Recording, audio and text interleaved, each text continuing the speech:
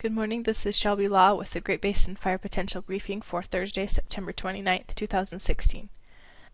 The only fire potential impact that's expected in the next few days is some wind moving into western Nevada on Friday.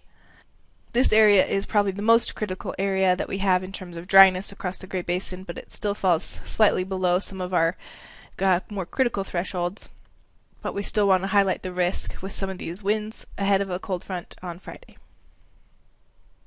Showers and thunderstorms moved through southern Nevada and portions of Utah yesterday, with the heaviest precip over northern Utah. 30-day precipitation is shown here with the observed amounts on the left and the percent of normal on the right. This basically covers the month of September. And some areas did fairly well, especially over southern Idaho and portions of northern Utah and northeast Nevada. Other areas remained quite dry for the period, especially western Idaho and western and southern Nevada. A few initial attack fires were observed yesterday, but all of these remained below an acre. Overall fire danger is below the 50th percentile for much of the geographic area, although there are some drier spots over western Idaho and western Nevada. This morning's water vapor imagery shows the center of the high pressure located just to our east, with an area of low pressure moving into the Pacific Northwest. We're sandwiched between these two features, and we will see some of those showers and thunderstorms develop once again with the moisture over portions of eastern Great Basin. As this low approaches the area, we'll see those winds pick up over western Nevada. For today, most of the geographic area is experiencing low significant fire potential. Showers and thunderstorms will develop once again over Utah, eastern Idaho, western Wyoming, and storms are even possible over northeast Nevada. Winds will begin to pick up this afternoon over western Nevada, with gusts possibly up to 25 miles an hour. On Friday, drier southwesterly flow moves into the Great Basin ahead of that low pressure system, and that will push the moisture generally off to the east, although we will see some lingering showers over mainly the eastern portions of the Great Basin.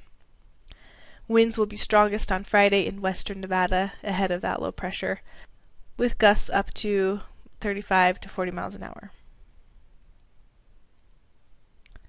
On Saturday, dry southwest to westerly flow will continue over Nevada before the low swings through. Ahead of that low, we'll see moisture move into particularly Idaho and Utah, and any high elevation storms could produce snow, as the system will be quite cool. 3-day precipitation accumulations are shown here, with the best chance over the central Utah mountains, western Wyoming, and portions of the east central Idaho mountains. Nevada will generally stay dry. On Saturday, the center of that low pressure really digs pretty far south over northern California.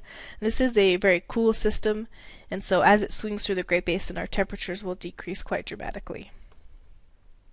The center of the low is expected to track directly over the Great Basin on Monday.